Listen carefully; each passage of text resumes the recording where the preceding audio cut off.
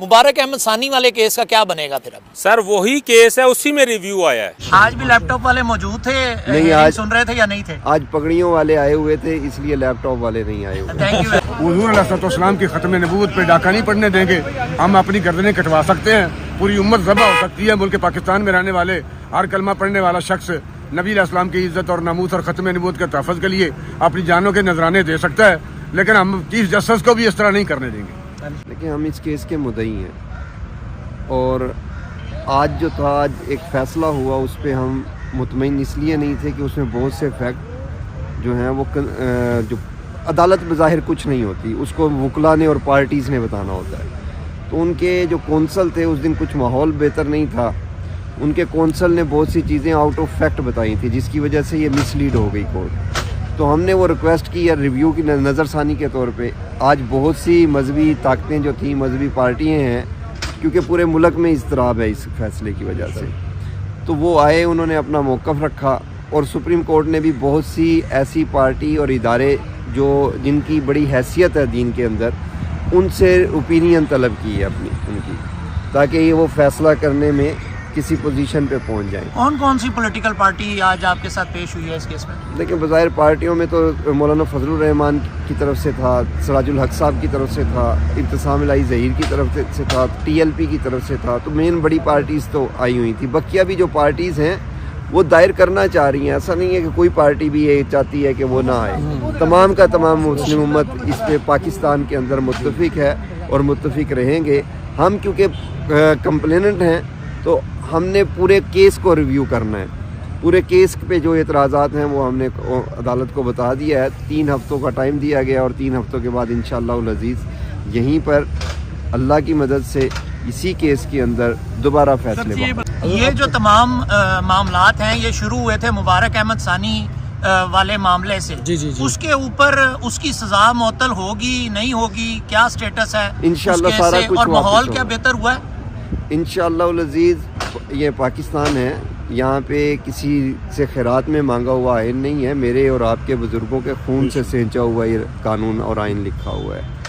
इसके मुताबिक ही सारे फैसले होंगे और जो आदमी भी आइन और कानून से तोड़ेगा वो जेल में ही जाएगा और उसको जेल में ही रहना चाहिए। आज तो तहरीक लबैक पाकिस्तान की जानिब से दायरगी हुई है और जिस तरह के रिमार्क्स पहले चीफ जस्टिस ने दिए हैं, वो कम अज़ कम कोई कलमा पढ़ने वाला बंदा कादियानियों के हक़ में इस तरह के रिमार्क्स नहीं दे सकता।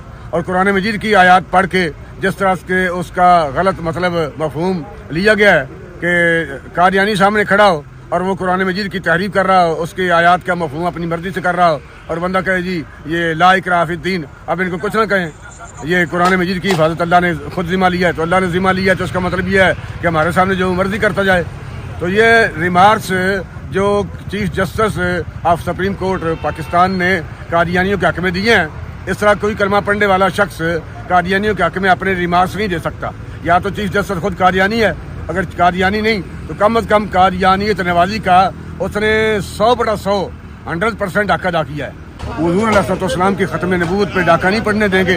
हम अपनी गर्दनें कटवा सकते हैं, पूरी उम्मत ज़बह हो सकती है। मुल्क पाकिस्तान में रहने वाले हर कलमा पढ़ने वाला शख्स नबी अलैहिस्सलाम की इज्जत और नमूस और खत्म नबूवत के तहफ़्फ़ुज़ के लिए अपनी जानों के नजराने दे सकता है, लेकिन हम चीफ जस्टिस को भी इस तरह नहीं करने देंगे।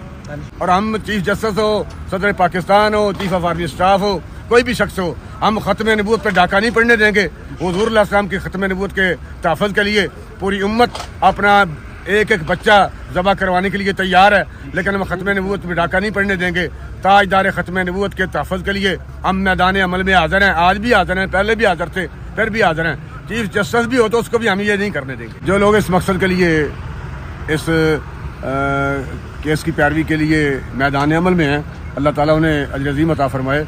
बाकी हज़रात को भी इस काज के लिए निकलना चाहिए और उन्हें भी खत्म नबूवत के तहफ़्फ़ुज़ के लिए अमलन मैदान में हाज़िर होना चाहिए। शाह साहब, जो मुबारक अहमद सानी केस है जिसकी वजह से ये सारा मामला शुरू हुआ, कुरान पाक की तहरीफ वाला और फिर उसकी डिस्ट्रीब्यूशन वाला, जो कादियानी उसको डिस्ट्रीब्यूट कर रहे थे, तो इस वक्त क्या तहरीक लबैक पाकिस्तान इस केस में पार्टी बन गई है या दरख्वास्त दे दी है पार्टी बनने की, या वो कमीशन ऑन ब्लास्फेमी जो है वही देखेगी इस मामलात को, या तहरीक लबैक पाकिस्तान खुद भी इसमें पार्टी बन गई है? तहरीक लेबाइक पाकिस्तान ने आज वो सारे एतराज़ात जो इस फैसले पर थे उनकी दायरगी की है। अब 3 हफ्ते के अंदर डेट मिलेगी, फिर आगे पता चलता है क्या होता है। अस्सलाम वालेकुम नाज़रीन, इस वक्त मौजूद हैं तहरीक लेबाइक पाकिस्तान के वकील तैमूर वहीद मलिक के साथ, जो कि आज कादियानियों से मुतालिक केस है उसकी हेयरिंग, उसकी समाअत हुई सुप्रीम कोर्ट ऑफ पाकिस्तान में। और इस केस के अंदर जो है वो तहरीक लेबाइक पाकिस्तान के साथ साथ मुख्तलिफ जो पार्टीज़ हैं वो भी जो इस्लामी तबका है वो सारे का सारा उसके अंदर मौजूद हुआ। तो तफसीलात जानते हैं मलिक साहब से। अस्सलाम वालेकुम सर। वालेकुम सलाम सर।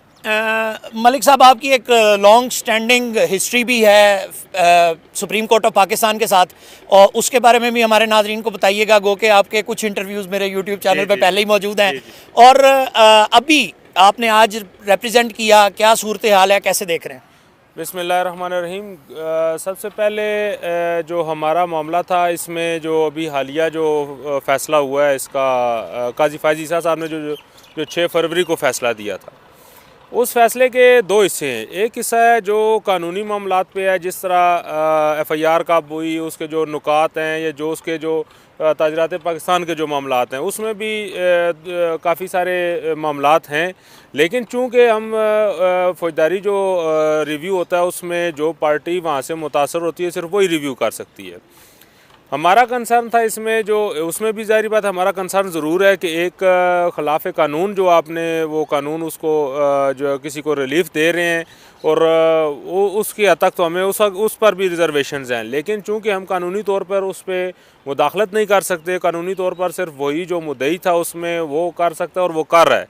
इंशाल्लाह हम उसको भी अदालत में सपोर्ट करेंगे। और दूसरा उसमें जो हिस्सा था वो था जो इस्लामी कुरानी आयात जो है वो, और जो कुरानी आयात के हवाले दिए गए उस फ़ैसले में, उसमें जो अलमिया है सबसे बड़ा वो ये था कि इस्लामी रिपब्लिक ऑफ पाकिस्तान जो है, इस्लामी जमहूरिया पाकिस्तान के चीफ़ जस्टिस साहब ने एक कादियानी को रिलीफ देने के लिए जो आयात वहाँ पे बग़ैर किसी सियाक़ व सबाक़ के, जिनका इस मामले से या इस केस से बिल्कुल सिरे से ही तल्लुक़ नहीं था, वो वहाँ पे कोर्ट की। मिसाल के तौर पर मामला ये था कि जी एक कादियानी ने जो तहरीफ शुदा कुरान पाक के नुस्खे, जिसका उन्होंने नाम कोई तफसीर सगीर रखा हुआ है, वो उसने तकसीम किए। उस केस में कानूनी नुकात पे बहस करने के बजाय हमारे चीफ साहब ने किया ये कि वहाँ पे आयत कोर्ट की ला इकराह फिद्दीन, और इसी तरह की बाकी आयात कोर्ट की कि इस्लाम में कोई जबर नहीं है। और वहाँ पे नीचे उसमें बड़ी जो सबसे इंटरेस्टिंग बात थी वो ये लिखी गई कि जो है ना, ये इस्लामी दीनी मामलात में किसी को कोई इख्तियार नहीं है, और ये जो है ना, ये जो अल्लाह पाक ने योम हिसाब रखा है ना, ये उसकी आप कंसेप्ट की खिलाफ वर्जी कर रहे हैं कि जो अगर दीनी मामलात में आप जो है वो अदालतों में आ जाते हैं, और ये उसकी खिलाफ वर्जी है। यानी उनके कहने का मतलब ये था कि आप कोई दीनी मामलात में कोई भी गड़बड़ होती है तो आप सुकून से घर बैठें, अल्लाह पाक जो है वो क़यामत वाले दिन उनको देख लेगा। तो उस पर हमारा जो तहरीक लेबाइक पाकिस्तान का भी वो बड़ा शदीद रद्द अमल आया। उस पर हमने अल्हम्दुलिल्लाह जो है जो कुरानी आयात हैं कुरान से ही, देखिए बात ये है कि कादियानी कोई मज़हब नहीं है, कादियानी एक फ़ितना है। मज़हब होता तो उसकी कोई किताब होती, मज़हब होता उसका कोई पेशवा होता, मज़हब होता तो वो किसी चीज़ को अपना उनका कोई कोड ऑफ लाइफ होता। मिसाल के तौर पर आप सिख देखें, सिख इस्लाम के बाद आए, लेकिन उनका एक अपनी इंडिपेंडेंट, इनकी वो अपनी पहचान है, उनकी शनाख्त है, उनका एक अलग मज़हब है। कादियानी कोई मज़हब नहीं है। आप कोई भी कादियानी है वो अपने आप को मुसलमान कहते हैं, ये फितना है। और इसमें मसला ये था कि जो उसी को सपोर्ट करने के लिए जो आयात नाज़िल हुई तबलीग दीन के लिए, अभी इस बात पे तमाम उम्मत का इजमा है, 1400 साल से इस बात पे इजमा है कि ये ला इकराह फिद्दीन जो है, ये आयात जो है ये नाज़िल हुई हैं कि आप किसी को जबरन मुसलमान नहीं कर सकते, ये उस पे बैन है। इसका ये हरगिज़ मतलब नहीं है कि जब आप इस्लाम में दाखिल हो गए तो उसके अंदर कोई वो पाबंदी नहीं है। फिर आपका जो हद और ताज़ीर जो है, हदूदुल्लाह और वो जो ताज़ीर है, वो सब आपका उसको निगेट कर रहे हैं। और सिर्फ़ एक कादियानी को या एक फ़िरके को आपने रिलीफ देने के लिए और आपको एक और बात बताएं, उस दिन यहाँ पे यूरोपीय यूनियन वाले और मुख्तलिफ लोग जो फॉरनर्स थे वो अंदर बैठे हुए थे, सिर्फ उनको दिखाने के लिए कि जनाब मैं आपका कितना वफ़ादार हूँ। उन्होंने कुरानी आयात की तस्दीक की और उनको इस पैराए में ज़ाहिर किया कि जैसे जो है ना ये बड़ा जुल्म हो रहा है इस तबके के साथ और इस मामला के साथ, तो उस पर हमने अपने प्रॉपर मुदल्लल अंदाज से और प्रॉपर किताल वाली जो आयात हैं, जो जिहाद वाली आयात हैं और पूरी अहादीस जो हैं, और ख़ुसूसन जो जंग यमामा है और इब्न क़त्ल वाली अहादीस हैं, जो और प्रॉपर सही अहादीस का हवाला दे के हमने कोर्ट को असिस्ट करने की कोशिश की है। कोर्ट को ये बताया है कि आपने जिन हालात में ये आयात कोट किए ये आपने गलत किया है। इन हालात में कोट करने वाली थी कि अल्लाह के रास्ते में जिहाद को और किताल को जब तक फितना ख़त्म ना हो। ये सूरह बकरा में भी है और 2-3 जगह और भी है। तो गुजारिश ये है इसमें कि हमारा इसमें हमने अपना जो आज वो पिटीशन फाइल कर दी है। इंशाल्लाह जब होगा तो हम डंके की चोट पे जो है वो अपना मौक़िफ़ भी देंगे और उस पर पैरा भी देंगे इंशाल्लाह। 3 हफ्ते का टाइम दिया है सुप्रीम कोर्ट ऑफ पाकिस्तान ने कि तमाम जो मुताल्लिका फ़रीक़ैन हैं जिन्हें नोटिस किया गया है, जिनमें जामिया बनोरिया शामिल है, जामिया नईमिया शामिल है, जिसमें जामियातुल मुंतज़र शामिल है, उसके अलावा बहुत से दीगर मकातब फ़िक्र के जो लोग हैं उन तमाम को कहा गया है। चूँकि मामला जो है नाज़रीन मोहतरम आर्टिकल 20 की तशरीह का था और आर्टिकल 20 की तशरीह से मुताल्लिक जो है वो ये अब नई पटिशन है या ये मुबारक अहमद सानी वाला जो केस है उसी की कंटिन्यूएशन है। उस सज़ा का क्या बनेगा, उस सज़ा का क्या हुआ जिसको कि वो मुबारक अहमद सानी को छोड़ दिया गया, उससे मुताल्लिक भी हमारे नाज़रीन को बताइएगा। जी, इसमें ये है कि ये आर्टिकल 20 की तशरीह का मामला नहीं है, उसके लिए नोटिस नहीं हुए। ये नोटिस हुए हैं जो कुरानी आयात उन्होंने वहाँ पे कोट किए हैं और जो मजहबी मामलात को इन्होंने छेड़ा है ये उसकी हद तक इन्होंने नोटिस किए हैं।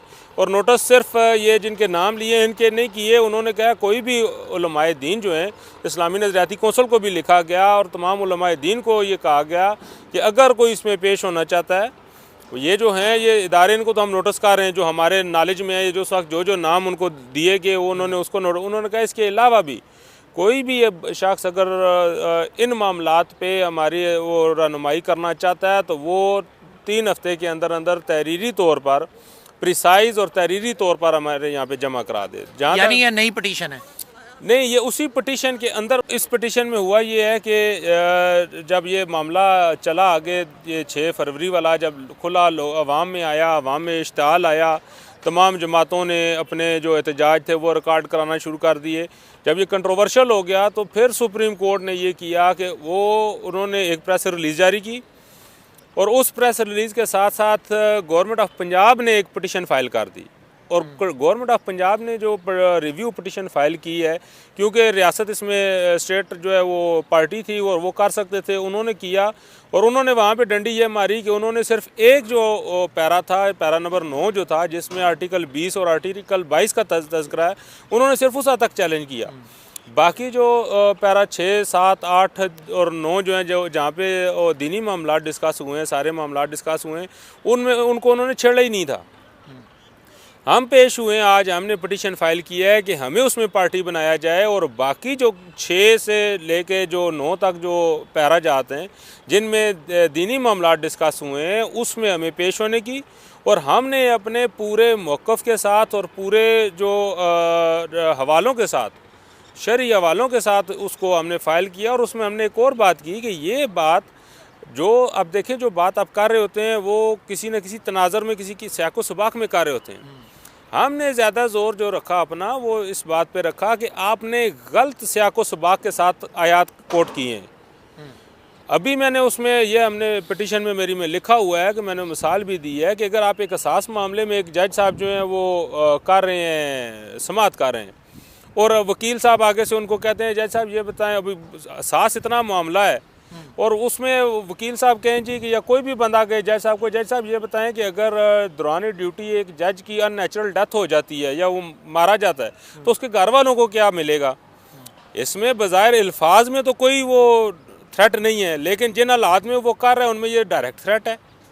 यही मिसाल मैंने अपनी उसमें कोट की है कि बात ये है कि मसला यहाँ पे आयात के तर्जमे का या तशरीह का नहीं है। मसला ये है कि जिन सियाक़ो सबाक में आप ला रहे हैं कादियानियों के केस में, आप ला इकराह फिद दीन को कोर्ट नहीं कर सकते। हाँ, अगर फोर्स कन्वर्जन का केस होता, अगर किसी से ज़बरदस्ती मज़हब तब्दीली का केस होता, कोई होता, उसमें आप ज़रूर करें। उसमें क्योंकि यही हमारा मज़हब यही कहता है, दीन यही कहता है, और उस पर तमाम उसका आइमा इकराम का इजमा है कि ये आयात जो हैं ये फोर्सफुल कन्वर्जन के अगेंस्ट हैं। ये उससे बैन किया गया है। ये नहीं कहा गया कि आप जब वो कादियानी है वो कुरान पाक की तारीफ़ कर रहा है और आप जो है वो घर में सोए रहे। तो इसमें ये, और जहाँ तक आर्टिकल 20 का तल्लक है, वहाँ पे अभी मामला ये है कि आप ये देखें कि आर्टिकल 20 क्या चीफ जस्टिस साहब को नहीं पता? एक आम बंदा अगर कानून की किताब खोल के उसको पढ़ सकता है कि पहले अल्फाज ही जहाँ से आर्टिकल 20 शुरू हो रहा है वो हो रहा है सब्जेक्ट टू लॉ, वो आप हज़फ कर जाएँ। अगर आप वो सब्जेक्ट टू लॉ आप अगर उसमें जज साहब लिख देते, सब्जेक्ट टू लॉ क्या 298C है, 298C के तहत इनको पाबंदियाँ, तबलीग की पाबंदी है और बाकी पाबंदियाँ, वो अगर वो सब्जेक्ट टू लॉ लिख देते तो उनकी पूरी जितनी उनकी जजमेंट थी या जो उन्होंने वो कोर्ट किए हुए थे वो सारा ख़त्म हो जाता था, वो कोर्ट ही नहीं कर सकते थे। तो इसका मतलब ये है कि जज साहब ने जानबूझ के उसको बीच से कट किया, सब्जेक्ट टू लॉ को, आर्टिकल 20 में भी और आर्टिकल 22 में भी, और ये जाहिर किया कि जनाब ये भी एक मज़हब है और ये भी एक ग्रुप है, ये भी एक सेक्ट है और इसको हर तरह की आज़ादी है। तो ये जो चीज़ है ये बड़ी तशवीशनाक है कि सुप्रीम कोर्ट के जज साहब, चीफ जस्टिस ऑफ पाकिस्तान इस ग्रुप को इतना फेवर क्यों कर रहे हैं, जिसके ख़िलाफ़ हमने पटिशन फाइल कर दी है। तो इंशाल्लाह इसको हम मंतकी अंजाम तक पहुँचाएँगे। इंशाल्लाह पटिशन फाइल कर दी है, इसको मंतकी अंजाम तक पहुंचाएंगे। आखिरी सवाल ये है कि वो बात जो मैंने पहले भी दरमियान में भी की, मुबारक अहमद सानी वाले केस का क्या बनेगा फिर? अब सर वही केस है, उसी में रिव्यू आया है। वो केस जो है वो पेंडिंग है। उसमें तरीक़ाकार ये होता है कि अगर कोई जजमेंट आ जाती है, आर्डर आ जाता है, उसी का रिव्यू किया जाता है। ये नई पटिशन फाइल नहीं होती या एक नया केस शुरू नहीं होता। ये मुबारक अहमद सानी वाला ही केस है और उसमें आज उसके वकील भी पेश हुआ था, जो उसका मुबारक सानी का, उसने एतराज़ किया जी कि ये सारे जितनी जमातें और ये जितने लोग हैं जनाब, ये इकट्ठे होके हमारे वो जो कम्युनिटी के अगेंस्ट आ गए हैं। और ये जो आपने सुप्रीम कोर्ट ने ये जो प्रेस रिलीज़ जारी किया है, इसमें जिस सुप्रीम कोर्ट के फैसले का हवाला दिया गया साहब का, वो तो हमारे ख़िलाफ़ है। उसमें जो बेंच है, बेंच ने कहा जी कि वो फैसला जो है वो बाइंडिंग है, वो आप पे भी बाइंडिंग है और पूरे पाकिस्तान पे बाइंडिंग है। जो वहाँ पे फाइनल हो चुका वो हो चुका, आप उस पर बहस नहीं कर सकते। हाँ, अगर आपको ये जब आएंगे उसमें अगर कानूनी आपको कोई मामलात हुए तो हम आपको भी सुनेंगे और आपको भी पूरा मौका दिया जाएगा बोलने का, लेकिन हम आपको नोटिस नहीं कर सकते क्योंकि आप इसमें पार्टी खुद एज ए पार्टी मौजूद हैं। तो वो जो है ना, उसमें वही पटिशन जो मुबारक सानी वाली जो बेल पटिशन और उसी की नज़र सानी में आए हैं और वही केस आगे कंटिन्यू करेगा। और वो उसमें जज साहब ने ये क्लियर किया, वो पूछा फ्रीकैन से कि अगर हम इसको इस तरह करें कि बाकी जितने भी ये मामलात हैं ये मज़हब के हवाले से, दीनी मामलात में और जो आर्टिकल कॉन्स्टिट्यूशन के हवाले से, उसमें हम आप लोगों को सुनेंगे। जो केस के मेरिट हैं वो हम जो मुद्दई है हसन माविया, उसको और उसके वकील को सुन के हम उस पर फ़ैसला करेंगे।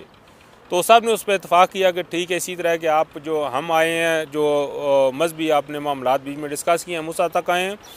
बाकी जो केस के मेरिट्स हैं वो जो है वो पार्टियाँ खुद डिस्कस करेंगी।